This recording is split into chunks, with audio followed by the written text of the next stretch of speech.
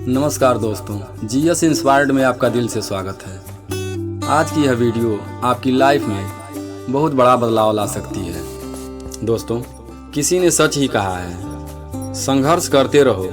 अपने जीवन में संघर्ष करते हुए मत घबराना, क्योंकि संघर्ष के समय ही इंसान अकेला रहता है और सफलता के बाद तो पूरी दुनिया उसके साथ होती है। कृपया करके इस वीडियो को पूरा ज़रूर देखें। आइए इसे कहानी के माध्यम से समझते हैं। कहानी शुरू करने से पहले आपसे एक छोटी सी रिक्वेस्ट है, कृपया हमारे चैनल को सब्सक्राइब जरूर कर दें। आइए बिना देरी किए कहानी शुरू करते हैं। यह बहुत समय पहले की बात है। किसी शहर के बस स्टैंड पर एक भिखारी रहता था। वहाँ आने जाने वाली बसों में बैठे सभी यात्रियों से भीख मांग कर अपना पेट भरता था। एक दिन जब वह भीख मांग रहा था कि एक व्यक्ति बस से उतरकर उसकी तरफ आ रहा था। वह देखने में काफ़ी अमीर लग रहा था। भिखारी ने सोचा, यदि हम इससे भीख मांगते हैं तो यह मुझे ज़रूर अच्छे पैसे देगा। वह उस अमीर व्यक्ति से भीख मांगने लगा। भिखारी को देखकर उस अमीर व्यक्ति ने कहा, तुम हमेशा मांगते ही हो, क्या कभी किसी को कुछ देते भी हो? भिखारी बोला, साहब मैं तो भिखारी हूँ, हमेशा लोगों से मांगता ही रहता हूँ। मेरी इतनी औकात कहाँ कि किसी को कुछ दे सकूं। वह अमीर व्यक्ति बोला, जब किसी को कुछ दे नहीं सकते तो तुम्हें मांगने का भी कोई अधिकार नहीं है। मैं एक व्यापारी हूँ और लेन देन में ही विश्वास रखता हूँ। अगर तुम्हारे पास मुझे कुछ देने के लिए है तभी मैं तुम्हें बदले में कुछ दे सकता हूँ। इसके आगे भिखारी कुछ कह पाता कि वह अमीर व्यक्ति वहाँ से चला गया और इधर भिखारी उसकी कही बात के बारे में सोचने लगा। उस अमीर व्यक्ति के द्वारा कही गई बात उस भिखारी के दिल में उतर गई। वह सोचने लगा, शायद मुझे भीख में अधिक पैसा इसलिए नहीं मिलता क्योंकि मैं इसके बदले में किसी को कुछ दे नहीं पाता। लेकिन मैं तो खुद भिखारी हूँ, मैं किसी को भला क्या दे सकता हूँ? लेकिन कब तक मैं लोगों को बिना कुछ दिए केवल मांगता ही रहूँगा? बहुत सोचने के बाद उस भिखारी ने निर्णय लिया, जो भी व्यक्ति उसे कुछ देगा उसके बदले में वह भी उस व्यक्ति को कुछ ज़रूर देगा। लेकिन उसके दिमाग में यह प्रसंग चल रहा था कि वह खुद तो भीख के बदले में वह दूसरों को क्या दे सकता है। इस बात को सोचते हुए कई दिन बीत गए, लेकिन भिखारी को अपने प्रश्नों का कोई उत्तर नहीं मिला। अगले दिन जब भिखारी बस स्टैंड के पास बैठा हुआ था तभी उसकी नज़र कुछ फूलों पर पड़ी जो बस स्टैंड के आसपास के पौधों पर खेल रहे थे। उसने सोचा, क्यों ना मैं लोगों को भीख के बदले कुछ फूल दे दिया करूं। उसको अपना यह विचार बहुत अच्छा लगा और उसने वहां से कुछ फूल तोड़ दिए। अब वह बस में भीख मांगने पहुंचा। जब भी कोई उसे भीख देता तो उसके बदले में वह भिखारी उसको कुछ फूल दे देता। लोग खुश होकर अपने पास रख लेते। जब भिखारी रोज फूल तोड़ता और भीख के बदले में उन फूलों को लोगों के बीच में बांट देता, कुछ ही दिनों में उसने महसूस किया कि उसे बहुत अधिक लोग भीख देने लगे हैं। वह स्टेशन के पास से सभी फूलों को तोड़ता और जब तक उसके पास फूल रहते थे तब तक उसे बहुत से लोग भीख देते। लेकिन जब फूल बांटते बांटते खत्म हो जाते तो उसे भीख नहीं मिलती थी। अब कई दिनों तक ऐसा ही चलता रहा। एक दिन जब वह भीख मांग रहा था तो उसने देखा कि वही अमीर व्यक्ति बस में बैठा हुआ है जिसकी वजह से उसे भीख के बदले फूल देने की प्रेरणा मिली थी। वह तुरंत उस व्यक्ति के पास पहुंच गया और भीख मांगते हुए बोला, आज मेरे पास आपको देने के लिए फूल हैं। आप मुझे भीख देंगे तो मैं बदले में आपको कुछ फूल दूंगा। उस अमीर व्यक्ति ने उस भिखारी को भीख के रूप में कुछ पैसे दिए और भिखारी ने कुछ फूल उस अमीर व्यक्ति को दे दिया। अमीर व्यक्ति को यह बात बहुत पसंद आई। वह बोला, क्या बात है, आज तुम मेरी तरह एक व्यापारी बन गए हो। इतना कहकर फूल लेकर वह अमीर व्यक्ति अपने स्टेशन पर उतर गया। लेकिन उस अमीर व्यक्ति द्वारा कही गई बात एक बार फिर से भिखारी के दिल में उतर गई। वह भिखारी बार बार उस अमीर व्यक्ति के द्वारा कही गई बात को सोचने लगा और बहुत खुश होने लगा। उसकी आंखें चमकने लगी।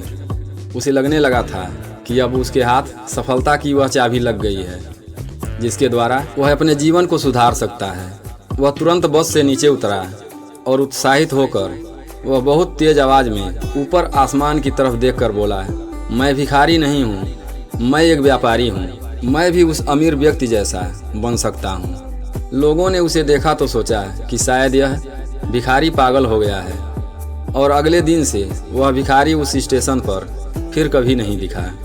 लेकिन 6 महीने बाद उसी स्टेशन पर 2 व्यक्ति सूट बूट पहने हुए यात्रा कर रहे थे।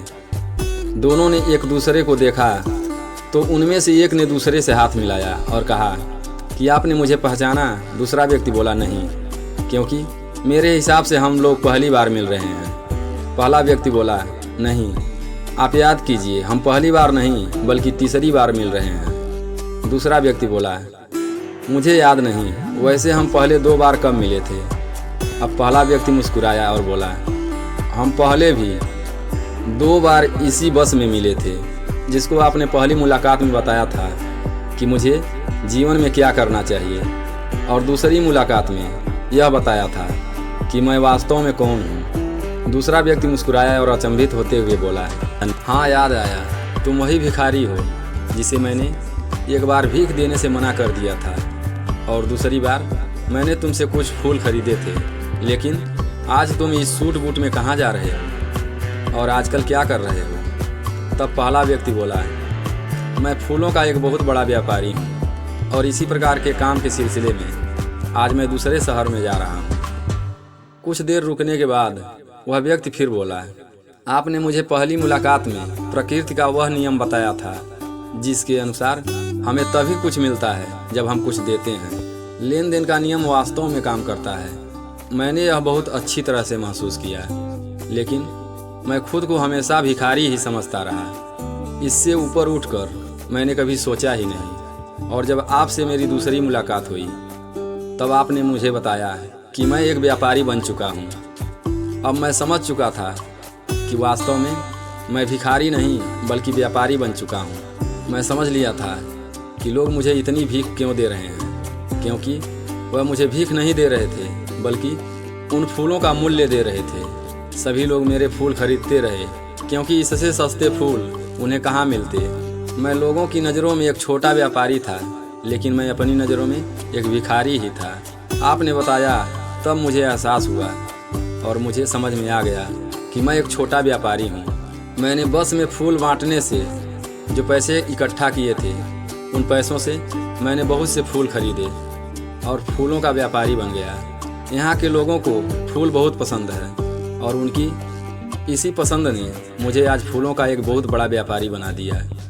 दोनों व्यापारी अब बहुत खुश थे और स्टेशन पर साथ उतरे और अपने अपने व्यापार की बातें करते हुए आगे बढ़ गए।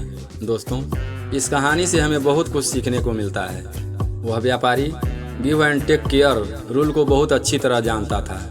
दुनिया के सभी बड़े व्यापारी इसी लाइफ रूल का यूज करके बहुत बड़े व्यापारी बने हैं। इस फार्मूले को उसने भिखारी को बताया और वह भिखारी इस रूल को अपना लिया और उसका असर उसके जीवन में साफ साफ दिखाई देने लगा। वह जान चुका था कि उसे क्या करना चाहिए, लेकिन अपनी छोटी सोच के कारण वह खुद को भिखारी मानता रहा। वह खुद को पहचान नहीं पा रहा था। वह अपने आत्मसम्मान को जगा नहीं पा रहा था, जिसके कारण वह अपनी सोच नहीं बदल पा रहा था। दोस्तों, यह कहानी हमें बताती है हम यदि अपनी सोच बदल दें तो उससे कुछ भी हासिल किया जा सकता है। यदि हम खुद को छोटा समझते हैं तो हम जीवन भर छोटे ही बने रह जाते हैं। यदि हमें बड़ा बनना है तो हमें अपने विचारों को बदलना होगा। हमें अपने खुद के बारे में कुछ बड़ा सोचना होगा, तभी हम बड़े बन पाएंगे। बड़ा बनने के लिए इसीलिए वह जब तक अपने आप को भिखारी समझता रहा तब तक वह भिखारी ही बना रहा। लेकिन जैसे ही उसे पता चला कि वह एक भिखारी नहीं बल्कि एक व्यापारी बन चुका है, तब वह अपने विचार को बदला और उसका जीवन भी बदल गया। उस अमीर व्यक्ति ने तो केवल उसके आत्मसम्मान को जगा दिया था। उस अमीर व्यक्ति ने तो केवल उसके आत्मसम्मान को जगाया था। इसी कारण आज वह भिखारी से एक बहुत बड़ा व्यापारी बन पाया। दोस्तों, इसलिए यदि आपको भी बड़ा बनना है तो सबसे पहले अपने सोच को बदलें और अपने सोच को बड़ा रखिए। फिर देखिए, जैसे भिखारी के जीवन में धीरे धीरे बदलाव आ गया, और वह भिखारी से बड़ा व्यापारी बन गया है। ठीक उसी प्रकार आप जिस क्षेत्र में काम करते हैं उस क्षेत्र में आप भी धीरे धीरे उस रूल को फॉलो करके अपने जीवन में बदलाव ला सकते हैं और एक सफल व्यक्ति बन सकते हैं। दोस्तों, यह कहानी यदि समझ में आई हो तो एक प्यारा सा लाइक देकर कमेंट में अपनी राय ज़रूर दें और साथ ही साथ इस वीडियो को अपने दोस्तों के साथ ज़्यादा से ज़्यादा शेयर करें। फिर मिलते हैं एक नई कहानी के साथ अगली वीडियो में। तब तक के लिए अपना ख्याल रखें और हमेशा खुश रहें। वीडियो के लास्ट तक बने रहने के लिए धन्यवाद।